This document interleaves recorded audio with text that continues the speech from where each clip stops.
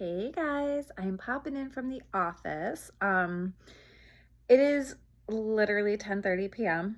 Um, I've been here all day and I am just sitting here munching on this mandarin. This is my last slice of it.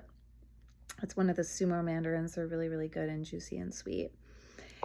And I just felt inclined to come in because instead of like packing up my stuff and racing home and rushing myself, I'm like, you know what? It's really late. I've never been at the office this late. Like, it's really wild because I've been here before when they turn off the house lights, outside in the hallways, but it's like super dark out there right now. And yeah, I'm just off of an interview with my dear friend Claudia from Down Under. She has a podcast and a Facebook group called She's of Love, which she co facilitates with her daughter Juliet, who was unavailable today. So we met. Sadly, we did not record the first portion of our conversation. We were on for about 35 minutes, just kind of chatting. And then we finally turned on the record feature and we spent about an hour on the recording. And then we followed it up on the back end. We're thinking about, introducing a collaboration project. So that was very cool. And it was just one of many synchronicities that arose, has arose into my day. Because my energy has been attuned to my purpose and my path. And this was kind of like a universal gift that came in the most unexpected way, the most unexpected and unwelcome way, I should clarify, at the end of last week. And there was an incident which occurred, which in the past, I think would have been like wholly destabilizing, just to kind of put that out there. And in this case, it was just a beautiful gift because it redirected me back to self and back to my, I guess, conviction in the life that I am creating and composing for myself and for my son. And this incident, we'll just call it an incident because I don't know what else to call it. It threatened to like wash out the bridge that I've been building to traverse my life. And it really felt like it could be a washout. And instead of going to that destabilized place, it was almost like my soul self rose up, and my inner spirit was like, "No, this isn't part of our reality. Like this thing that just happened, that's not." It's like I could tell it was like an overlay. It wasn't inherent to me. It was being kind of projected out there and put on me. But one of the things I love about my work is that I'm able to help people to feel when that thing is not part of them. It doesn't belong to them. This belief that was ascribed to me, this assumption that was made about me, it's not mine. It doesn't get to land here and cloud what ought be coming through. And was it upsetting? Yes. Was I a bit distraught initially? Yes. And there was a built-in period of reappraisal. So I knew that there would be an opportunity to take another look at the situation. And I also knew that I can't really afford right now for the system to get jacked up and for my energy to be compromised. And so I just kind of called in my supports, my guidance, and God really came quickly with helping me to recognize like who I am, what I'm about, and where I stand. And as I navigated my way through the weekend, And all of these multiple synchronicities and serendipities occurred. Wow. God, that makes me feel like I can breathe. I was able to create alternative pathways for myself just by sinking into that knowing, that conviction, that internal healthy sense of pride and dignity. Not pride when it comes to like hubris, but pride when it comes to I'm gonna speak my truth. I'm gonna honor myself. I'm gonna articulate where I actually stand, and I'm going to provide this other individual who, for whatever reason has been led to believe something about me that is not even true about me. I can come back from that. And if I can't come back from that, it's not meant to be. And to be able to be okay with either outcome. I learned this a long time ago, and it's something that I really strive to honor in my day-to-day ongoings. This idea of being okay with either outcome and recognizing that, as Carolyn Myss will put it, be grateful for the things that happened in that day, yes, but be also grateful for the things that didn't happen in that day, because if they weren't happening in that day, it meant that they weren't meant to happen in that day. And sometimes our alignment with other people, for whatever reason, things can shift. And if we come out of resonance or out of alignment, we shouldn't try to continue to lock it in. But at the same time, when we know what we know and we know it, and there's been a misconception or a misinterpretation, sometimes it's important to honor where we truly stand. And so that's what I was able to do. I was able to navigate through all the turbulence that came up. And today I was just vibing in so much grounded, full energy, and my whole entire day was so fantastic, you guys. I just looked at the clock. It said 7:23. Well, the timer on here, my lucky number, it's my son's date of birth. Yeah, and every single session today, every single encounter was just so, lazy words here, positive. Yeah, things just really flowed today. And things that normally instigate fear and discomfort in my system, I was able to speak to and about without that charge, I call it, like that charge of emotion and the uncomfortable sensations that come with it. And that felt really, really, really good. So I'm coming in with a reminder that sometimes things will happen, and I don't want to like come in and say that we're being tested, but at the same time, sometimes the challenges are meant to reconnect us back to our personal power. And in this case, I was able to kind of lean into some of the things that I've learned in relationship, like intimate relationships. This idea of, well, if this guy doesn't want to be with me, then he's not the guy for me, and I don't want to be with him.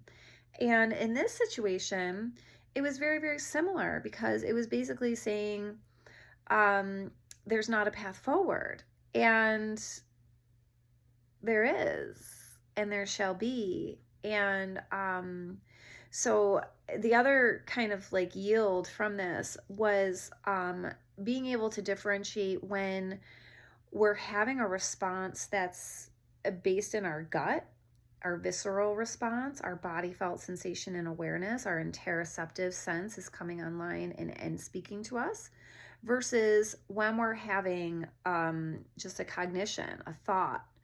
And if we allow this to lead the way and we're not listening to this, it's really easy to misstep and miscalculate where you're going or how you're getting there. And when a washout like this threatens to take out the landscape temporarily and require a whole reorientation and redirection, it is possible sometimes to steady the energy in the system and then steady the course outwardly. But if we don't resolve what's all discombobulated in here, we're not going to be able to figure out what's out here. And it's interesting because now that I'm speaking out loud, I'm thinking about how after the close of sessions tonight, I actually extended a session about 15 minutes over, so to speak. And then I had a call with another patient that, just, it was good to check in. And then I went into the interview. And it's interesting because on the call, this topic actually came up about needing to, well, actually in the session that was second to last as well, this idea of needing to replenish here first, and then we can figure out what's going on out here. So anyway, that was a bit long-winded to get to this reminder of we gotta be able to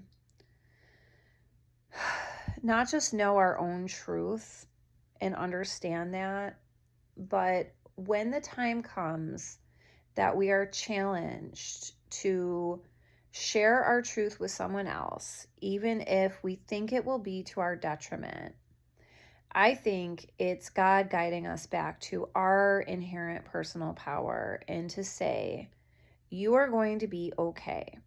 And you are going to still be standing regardless of this outcome.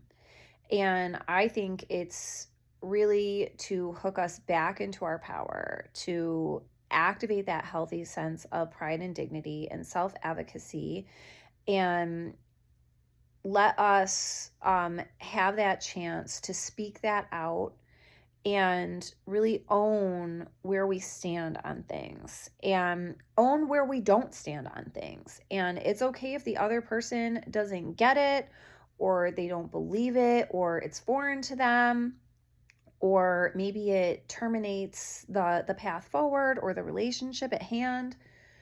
But at the end of the day, and this was a text that just came up with my own child this evening. At the end of the day, your truth is your truth. And the reason we call it your truth is because it only belongs to you, and it does not need to belong to anybody else. They don't have to get it. They don't have to support it.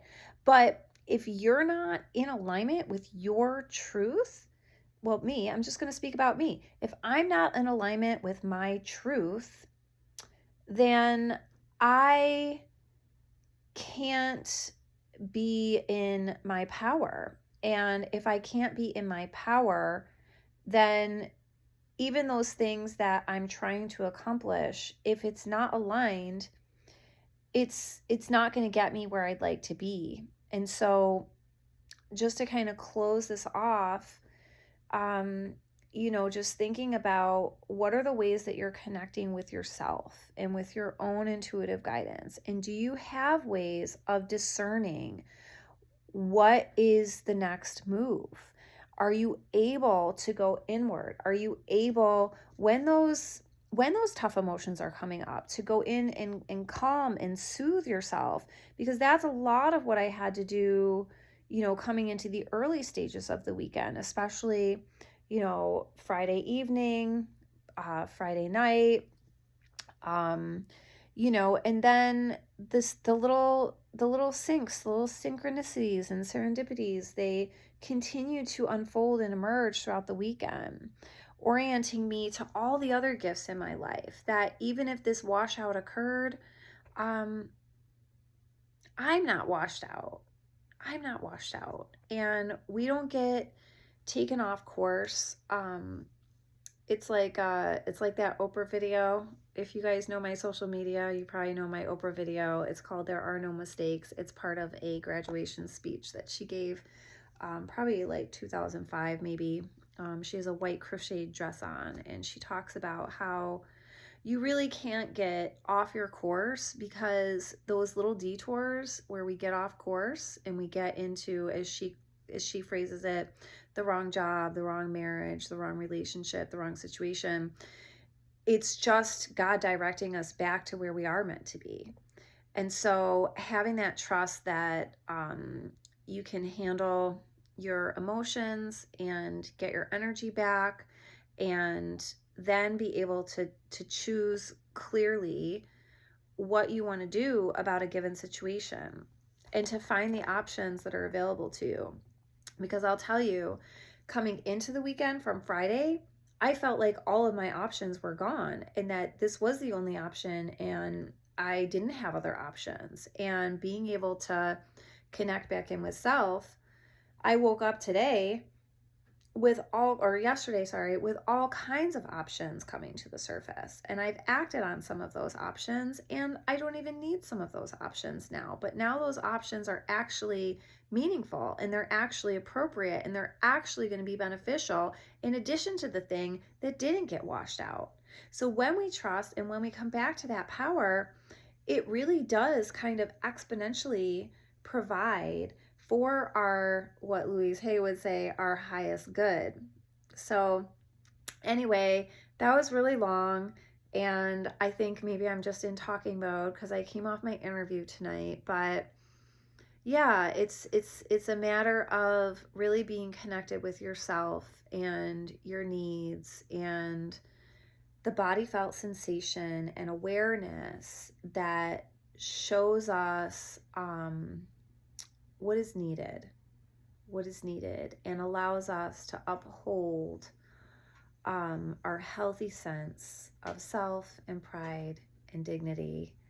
And it's just very cool to feel that flow all day, and to think that I took that away from myself on Friday out of this fear that I needed something that at that point the other party was saying might not be aligned.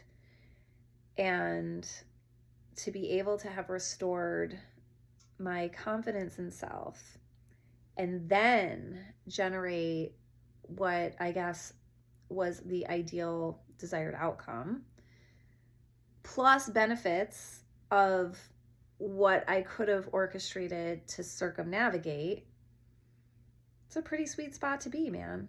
So trusting the self, honoring the self, it's a lot of the messages you're going to hear from me. It took us a long time to get there, almost 18 minutes, but if you hung in, thank you so much. And I hope that at some point in this conversation, something has pinged for you to kind of help you direct your course or get back into your sovereign energy. All right, guys, have a great night. I'll check on the flip side. So much love.